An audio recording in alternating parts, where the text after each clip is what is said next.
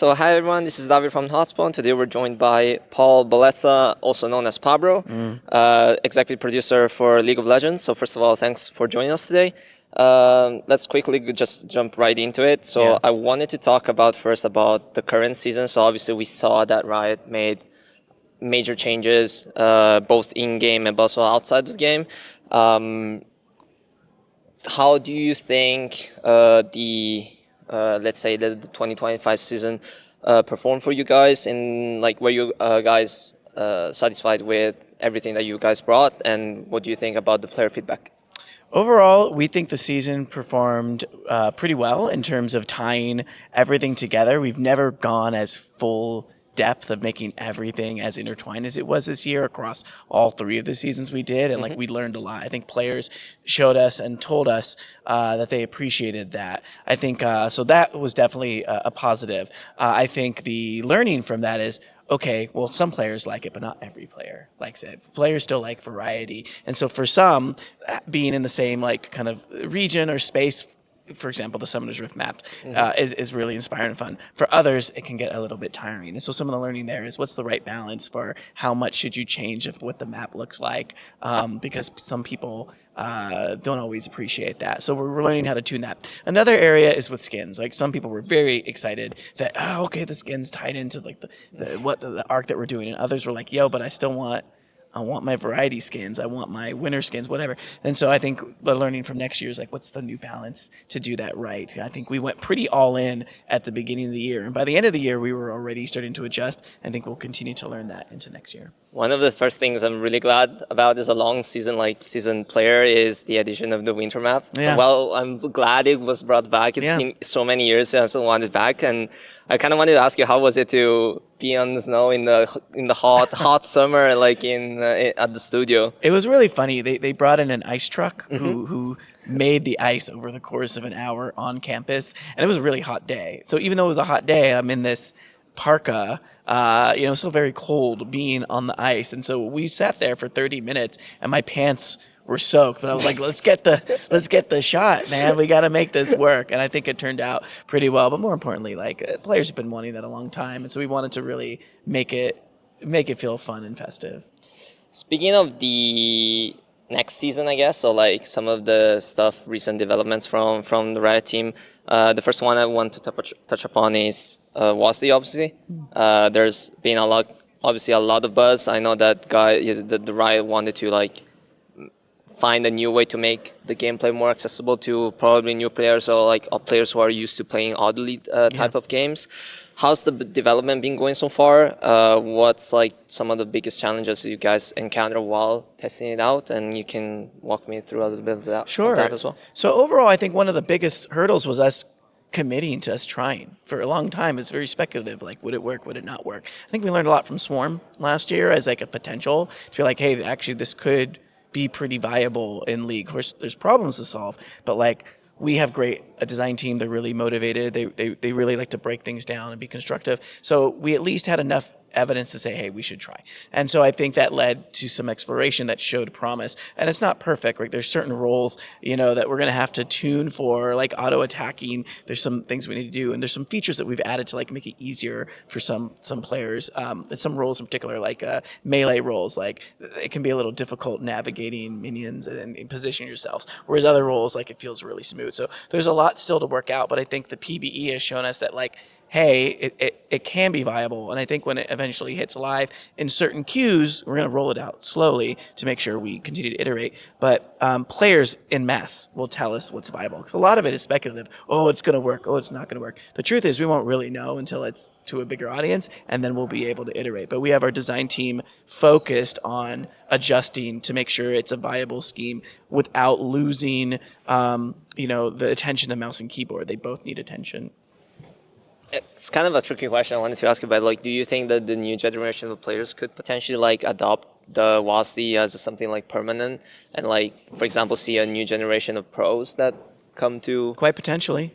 There's already players out there who use unconventional schemes. I remember hearing about this player. It is more about accessibility, but when there's a will, there's a way. You've heard of players who are playing with a pencil in their mouth and getting to like diamond and plat, right, areas through sheer will, right? So like if someone could do that, then I imagine WASD will birth a generation of players who may be able to find their way to do it. But I think all of these control schemes can coexist.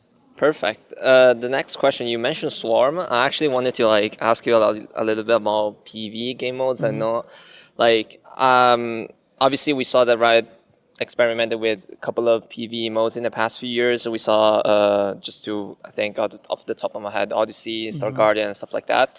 I think from the general feedback that I've seen from the community has been very positive. We've even talked about, one of my colleagues talked to Merwin, the top laner for MKOE. He said he really liked to play PvE game modes. Are there plans to bring those game modes back, or like are we able to like see, I don't know, new ways or new PvE game modes in the near future? I think the learnings from these modes show you that people are looking for a way to play with their friends in a way that is,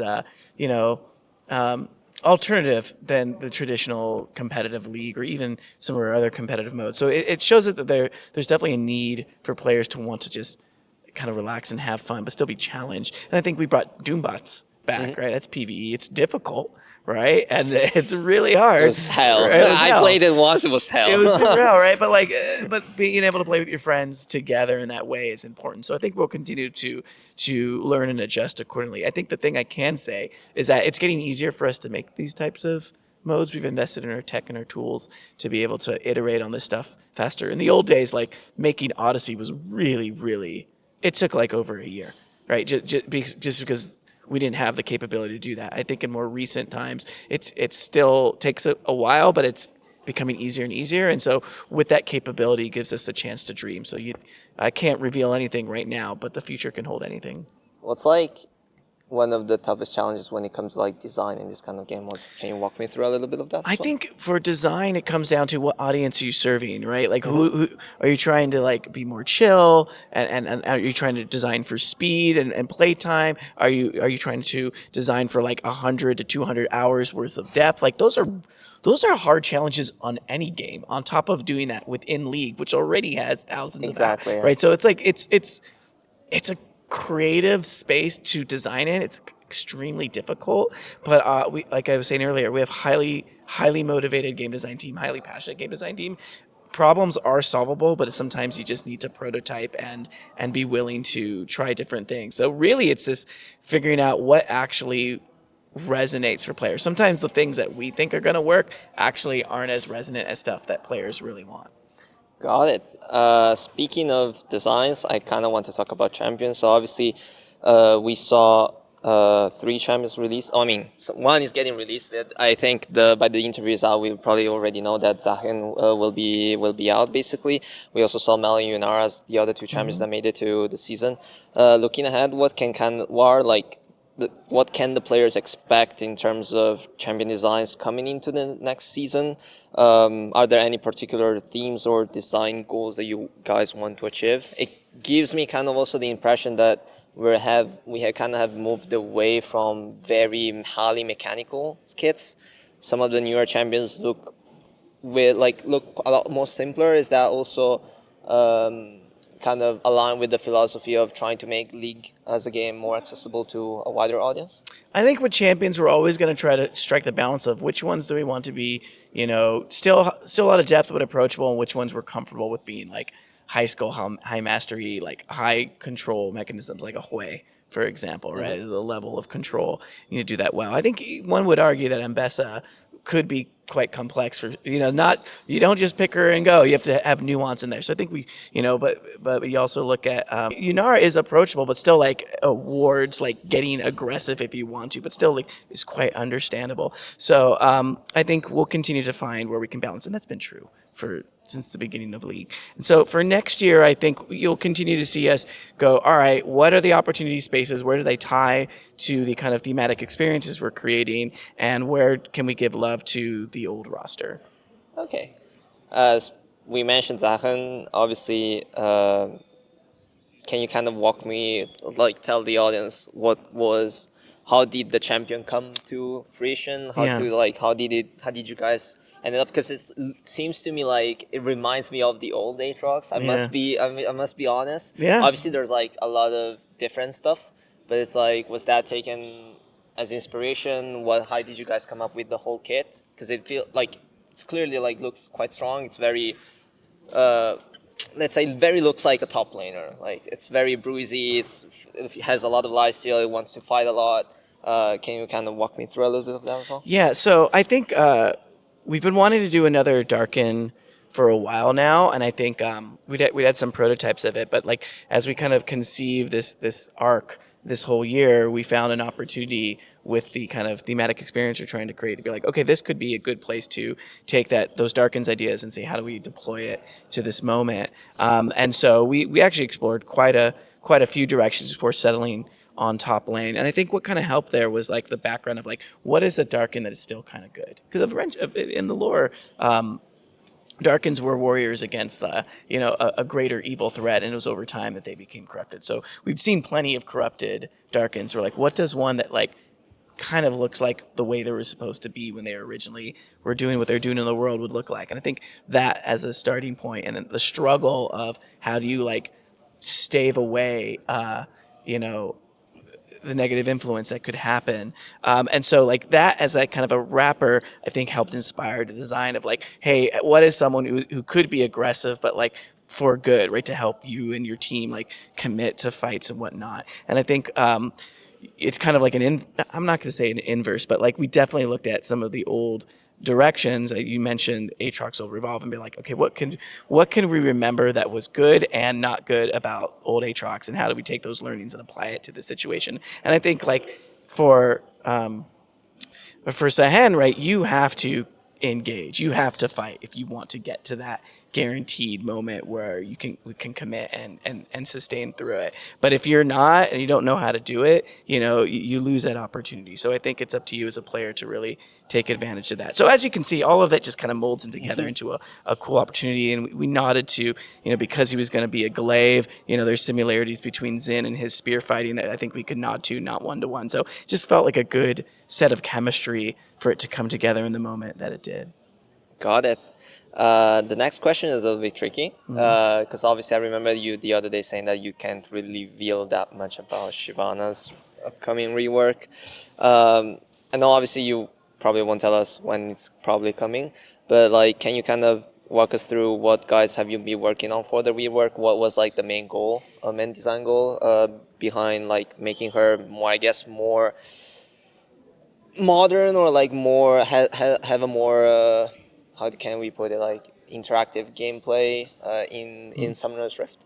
I think all I'll say is that yes, we're continuing to work on her, and with any of our VGUs, we try to make sure we capture the essence of like who they are and the notes of how they play, but then also figuring out where we can create some depth. Where Shyvana came out in the early days of the league under a lot of constraints, and I actually was on the champion team when we were making her originally, and like a lot of what we wanted to do, we just weren't able to based off just what we were capable on the game. And so to be like, okay, what can you do now with way more capabilities in terms of animation, art, game mechanics that we've seen over time. So using all those elements, I think we are continuing to be confident that we're making something cool, but no more details than that.